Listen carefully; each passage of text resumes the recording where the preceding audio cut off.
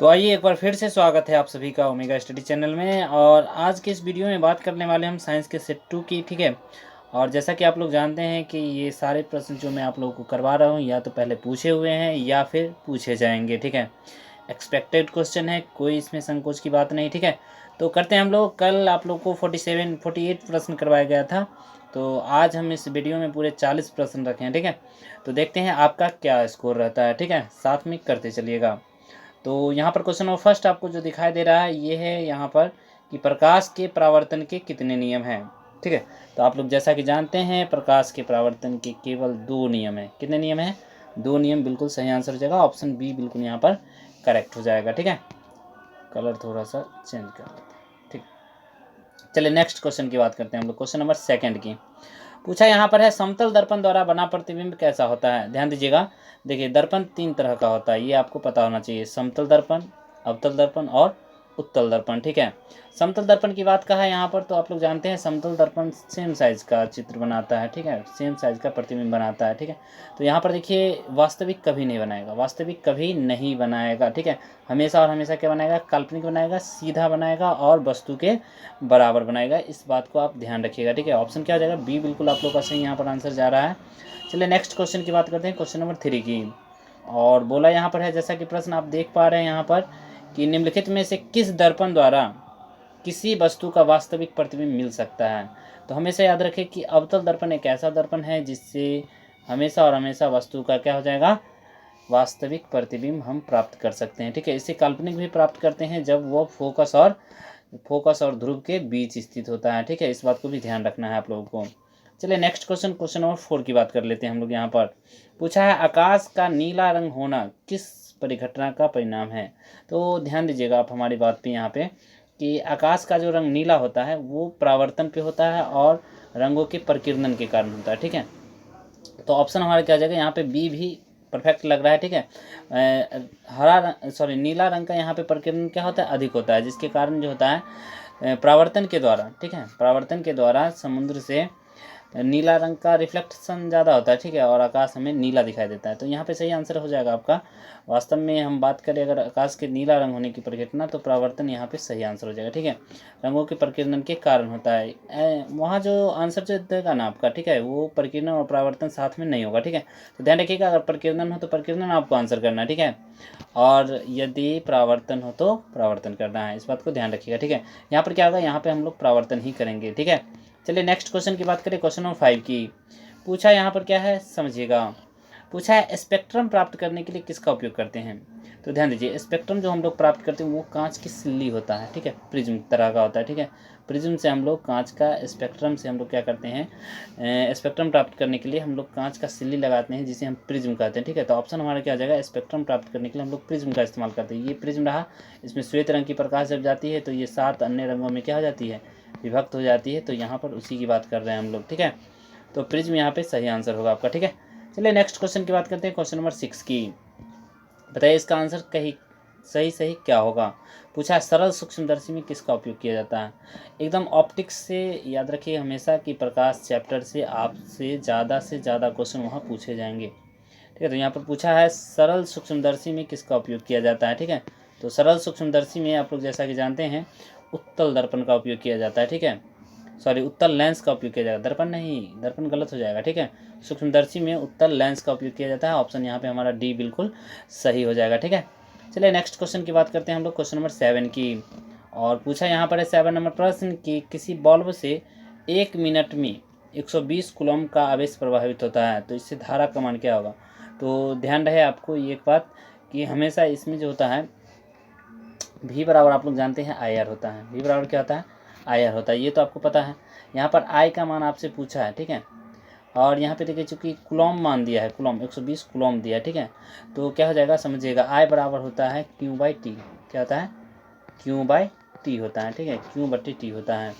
तो यहाँ पर देखिएगा ध्यान से, तो आई बराबर हो जाएगा क्यू बाई टी। तो क्यू का मान यहाँ पे कितना दिया? 120।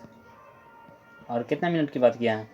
1 मिनट की। और 1 मिनट में कितना सेकंड होता है? 60 सेकंड होता है। चूँकि ऐसा मात्रक आप लोग जानते हैं सेकंड में होता है। तो 6 दूनी 12 यानी कि 2 एम्पियर हमारा यहाँ पे सही आंसर हो जाएगा। ऑप्शन बी बिल्कुल यहाँ पर सही हो जाएगा। आई बराबर क्या होता है? ध्यान रखिएगा क्यू बाई टी होता है, ठीक है। चलिए नेक्स्ट प्रश्न की बात करते हैं यहाँ पर क्वेश्चन नंबर 8 की। पूछा है किस उपकरण में धन और ऋण दोनों तरह का चिन्ह होता है।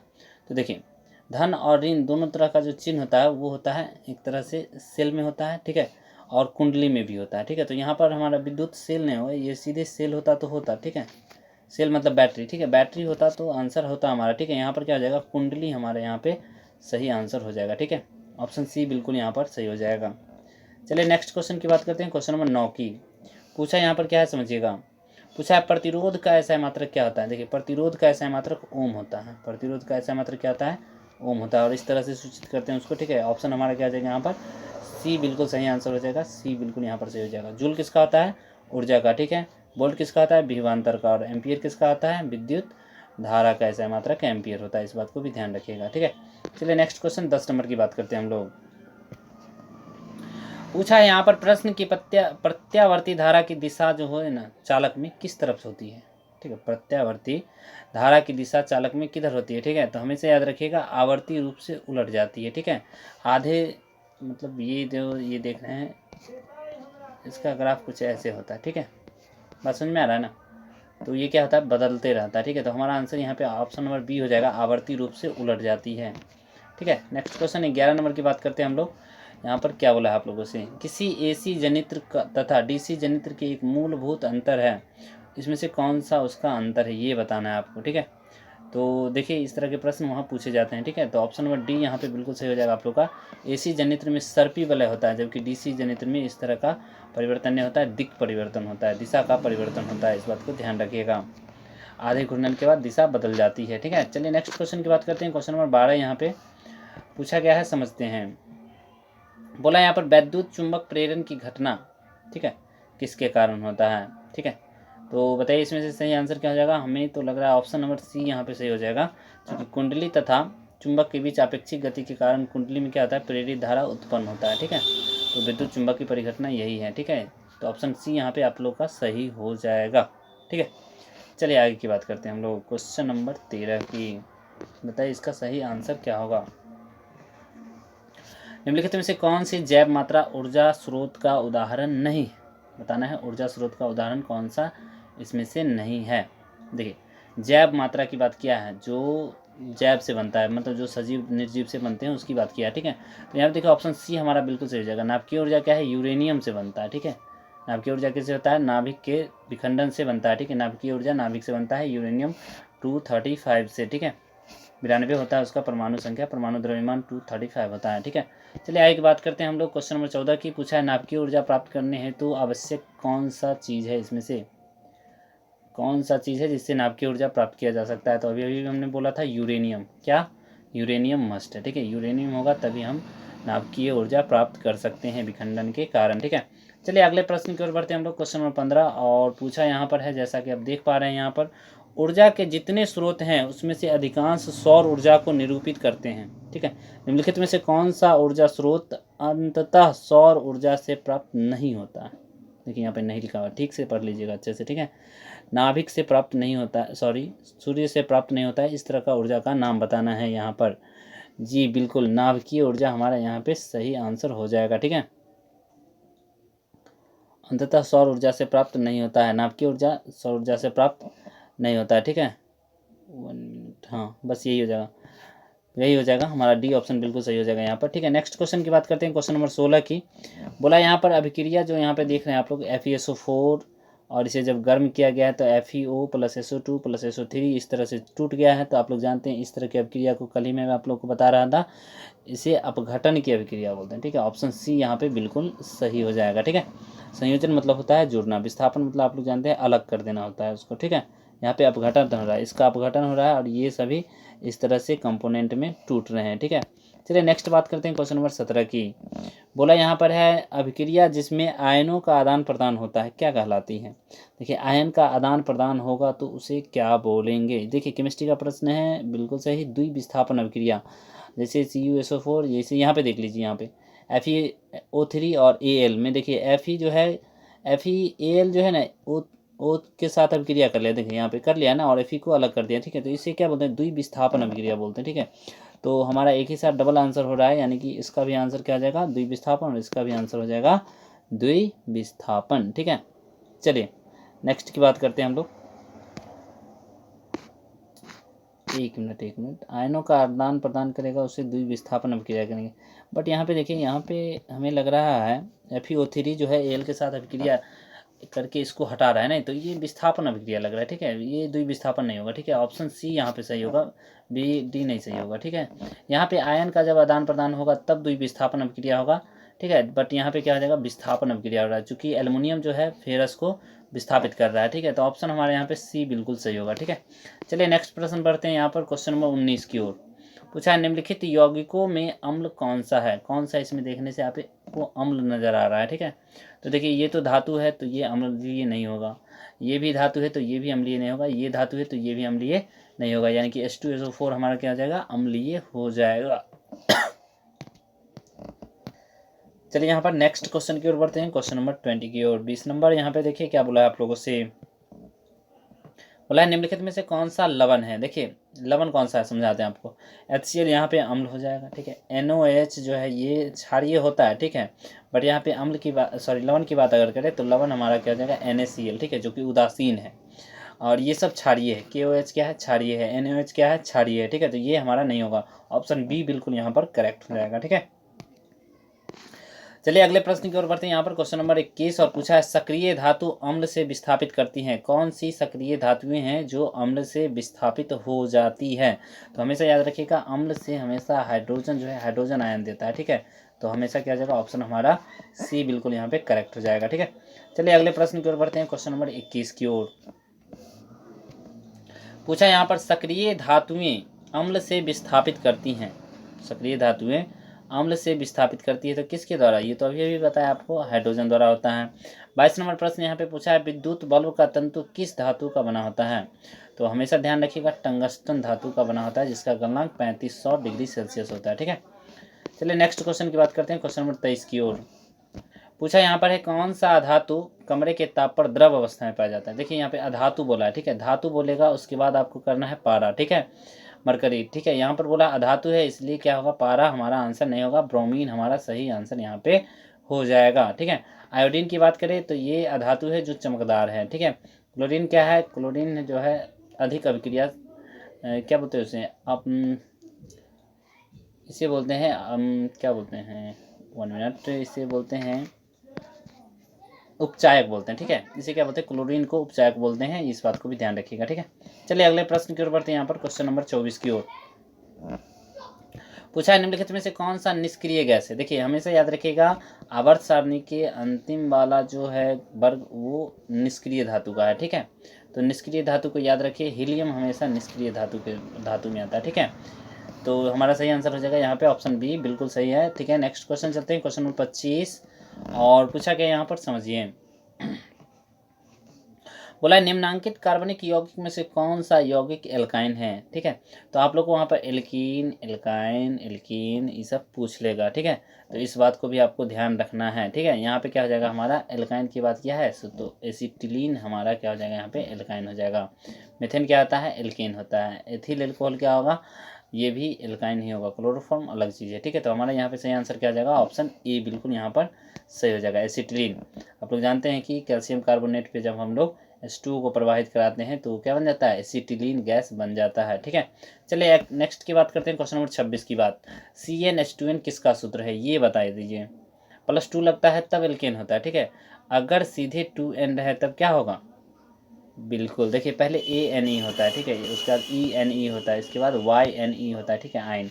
ठीक है, तो यहाँ पर एन वाला हो जाएगा नहीं, तो क्या हो जाएगा हमारा यहाँ पे सही आंसर हो जाएगा ऑप्शन नंबर बी। यहाँ पे देखिए, यहाँ पे की होगा, यहाँ पे फी नहीं है। ठीक है, एल्कीन होगा। ठीक है, एल्कीन होगा, तो हमारा सही आंसर क्या हो जाएगा, ऑप्शन बी बिल्कुल यहाँ पर सही हो जाएगा। ठीक है, नेक्स्ट क्वेश्चन की बात करें, क्वेश्चन नंबर 27 की, तो पूछा यहाँ पर देखिए अच्छा सा प्रश्न है हमें से, आवर्त सारणी में आवर्तों की संख्या कितना होता है। तो कल भी बताया था आपको, आज भी मैं बता देता हूँ, 7 आवर्त होते हैं। कितने आवर्त होते हैं, 7, कोई भी 9 या 10 नहीं करेगा। ठीक है, चलिए आगे बात करते हैं, आवर्त सारणी में वर्गों की संख्या कितनी है। अब ये बता दीजिए, वर्ग की संख्या, मेंडलीव की बात कर रहा है, मोस्टली नहीं, मेंडलीव की बात कर रहा है। मेंडलीव के वर्ग में, मेंडलीव के जो आवर्त सारणी था उसमें कितने वर्ग थे, बिल्कुल सही आंसर हो जाएगा ऑप्शन बी आप लोगों का।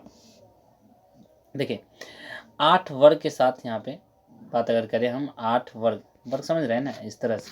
ठीक है, 1 मिनट, 9 वर्ग था, कितने वर्ग थे, 9 वर्ग, तब ना 18 पूरे का, ठीक है। तो ऑप्शन सी हमारे यहाँ पे बिल्कुल सही हो जाएगा, ठीक है, ऑप्शन सी बिल्कुल यहाँ पे करेक्ट हो जाएगा, ठीक है। नेक्स्ट क्वेश्चन की बात करते हैं, क्वेश्चन नंबर 29 की। पूछा है प्राकृतिक संसाधन नहीं है, इसमें से कौन सा प्राकृतिक संसाधन नहीं है ये बताना है, बता दीजिए कौन सा प्राकृतिक संसाधन नहीं है। तो हमें लग रहा है कि सभी जो है यहाँ पर प्राकृतिक संसाधन ही हैं, ठीक है, सब के सब क्या है, प्राकृतिक संसाधन ही हैं। बात करें अगर जीवधारी की तो इसे हम अलग कर सकते हैं, ठीक है, ये एक तरह से रीजनिंग की तौर पे अगर देखा जाए तो ये प्रकृति से प्राप्त होता है, जीवधारी भी प्रकृति से प्राप्त होता है, ठीक है, बट ये संसाधन नहीं है, ठीक है। ऑप्शन डी यहाँ पे बिल्कुल सही आंसर हो जाएगा। चलिए नेक्स्ट क्वेश्चन 30 नंबर की बात करते हैं। यहाँ पर पूछा आप लोगों से चिपको आंदोलन किसके नेतृत्व में प्रारंभ किया गया था, ठीक है। तो चिपको आंदोलन बहुत सुंदर लगता था, तो याद रखिएगा सुंदर लाल बहुगुणा, ठीक है, ऑप्शन क्या आ जाएगा यहाँ पे, बी बिल्कुल यहाँ पर सही हो जाएगा। और मेघा पाटकर नर्मदा बचाओ अभियान से जुड़ा हुआ है, ठीक है, इस बात को भी आपको ध्यान रखना है, ठीक है। चलते हैं अगले प्रश्न पे, क्वेश्चन नंबर 31 की ओर। और पूछा यहाँ पर है निम्नलिखित में से कौन स्वपोषी होते हैं, इसमें से कौन सा देखने से आपको स्वपोषी लग रहा है, ठीक है। तो सभी हरे पौधे जो होते हैं वो क्या होते हैं, स्वपोषी होते हैं। कवक, कवक क्या होता है, कवक दूसरे पे उगता है, ठीक है, मतलब दूसरे पे आश्रित होता है, और सभी जीव तो दूसरे पे आश्रित होते हैं, जीवाणु भी दूसरे पे ही आश्रित होता है, ठीक है। तो हमारा आंसर यहाँ पे लास्ट वाला होता है। क्वेश्चन नंबर 32 देखिएगा, पूछा है गोबर छत्ता जो मशरूम होता है वह किस प्रकार का पोषण करता है, गोबर छत्ता जो मशरूम होता है वो किस प्रकार का पोषण करता है। तो ये देखिए ये मृतजीवी पोषण करता है, ठीक है, मृतजीव पर उपज जाता है, या गोबर पे या भूसा पे इस तरह से उपज जाता है, तो ये मृतजीवी पोषण करता है, याद रखिएगा, ठीक है। चलते हैं अगले प्रश्न पे, पूछा है 33 नंबर, पायरुवेट का पूर्ण ऑक्सीकरण कहाँ होता है। तो देखिए पायरुवेट का पूर्ण ऑक्सीकरण जो है हमेशा माइक्रोकॉन्ड्रिया में ही होगा, ठीक है, ऑप्शन सी हमारे यहाँ पे बिल्कुल सही आंसर होगा। चलते हैं अगले प्रश्न पे, क्वेश्चन नंबर 34। और बहुत ही अच्छा सा प्रश्न यहाँ पे पूछा है, बहुत ज़्यादा चलने या दौड़ने से हमारी मांसपेशियों में कंपन करने लगती है, क्यों, वहाँ पे ऑक्सीजन का क्या हो जाता है, कमी हो जाता है, ठीक है, ऑक्सीजन का क्या हो जाता है वहाँ पे कमी हो जाता है, और अधिक मात्रा में लैक्टिक अम्ल जम जाते हैं, ठीक है। तो ऑप्शन हमारा यहाँ पे क्या हो जाएगा, लास्ट वाला बिल्कुल सही आंसर होगा, ऑप्शन लास्ट बिल्कुल सही होगा, ठीक है, अधिक मात्रा में लैक्टिक अम्ल का संचयन हो जाना, ठीक है। चलते हैं अगले प्रश्न पे, क्वेश्चन नंबर 35। और पूछा यहाँ पर है, समझिएगा थोड़ा सा गला में दिक्कत है, तो यहाँ पर बोला है जल तथा घुलनशील लवण का मूल रोम से पत्तियों तक पहुँचने की क्रिया को क्या कहते हैं। देखिए जल और घुलनशील लवण को मूल रोम से पत्तियों तक पहुँचाएगा, ठीक है, तो उसे क्या कहेंगे। देखिए ध्यान रखिएगा इसे संवहन उत्तक बोलते हैं, ठीक है, याद रखिए पौधे में 2 संवहन उत्तक होते हैं, जो एक जल को ले जाता है उसे जाइलम बोलते हैं, और जो भोजन को अन्य भागों तक पहुंचाता है उसे फ्लोएम बोलते हैं, ठीक है। तो इसका सही आंसर क्या हो जाएगा, इसका आंसर हो जाएगा जाइलम, ठीक है, ऑप्शन क्या हो जाएगा, सी बिल्कुल यहाँ पर सही हो जाएगा। फ्लोएम क्या आता है, वो पत्तियों तक भोजन को पहुंचाता है, या पत्तियों से भोजन को अन्य भागों तक पहुंचाता है। चलिए क्वेश्चन यहाँ पे 36 नंबर समझ लीजिए, पूछा क्या है, किसी जीव में नाइट्रोजनी पदार्थों का निष्कासन यूरिक अम्ल के रूप में होता है, वो कौन सा जीव है, इसके बारे में बताना है आपको। तो ये देखिए ध्यान दीजिएगा, सिर्फ रेप्टिलिया नहीं है और सिर्फ एवीज नहीं है, दोनों के दोनों में क्या होता है ना, नाइट्रोजनी पदार्थों का निष्कासन यूरिक अम्ल के रूप में होता है, रेप्टाइल और एवीज में, ठीक है। चलिए नेक्स्ट क्वेश्चन यहाँ पे देखते हैं, क्वेश्चन नंबर 37। पूछा है आप लोगों से पौधे में नहीं पाया जाता है, क्या नहीं पाया जाता है ये बताना है आपको, पौधे में क्या नहीं पाया जाता है। तो तंत्रिका नियंत्रण नहीं पाया जाता उसमें, ठीक है, हम लोग की तरह उसमें तंत्रिका तंत्र का नियंत्रण नहीं होता है, ठीक है। चलते हैं अगले प्रश्न में, यहाँ क्वेश्चन 32। और पूछा यहाँ पर है अंडाशय के भीतर क्या पाया जाता है। तो जब भी फल का निर्माण हो या किसी भी चीज़ का निर्माण होता है अंडाशय में, तो उसमें अंदर में कुछ पाया जाएगा तभी निर्माण होगा ना, बिल्कुल बीजांड पाया जाता है, क्या पाया जाता है, बिल्कुल सही आंसर आप लोगों ने किया है बीजांड, ठीक है। नेक्स्ट क्वेश्चन की बात करते हैं, क्वेश्चन नंबर 39। पूछा है पक्षी तथा तितली के पंख जो है वो किस तरह के हैं ये बताना है, बिल्कुल समजात अंग है, ऑप्शन ए बिल्कुल आपका सही आंसर होगा। अवशेषी अंग नहीं है, वो दोनों क्या करते हैं उससे उड़ते हैं, ठीक है, दोनों के दोनों समजात अंग हैं। और लास्ट प्रश्न आज की इस वीडियो का, पूछा आप लोगों से कवक एवं जीवाणुओं को किसी भी पारिस्थितिकी तंत्र में कहा क्या जाता है ये बताना है। तो यहाँ पे सही आंसर हो जाएगा अपमार्जक बोलते हैं उसे, क्या बोलते हैं अपमार्जक, इसका सही आंसर हो जाएगा ऑप्शन सी, ठीक है। तो कैसा लगा वीडियो कमेंट करके जरूर बताइएगा, कोई भी प्रश्न आपको गलत लगा तो उसका भी आंसर जरूर कीजिएगा, ठीक है। Bye bye, take care.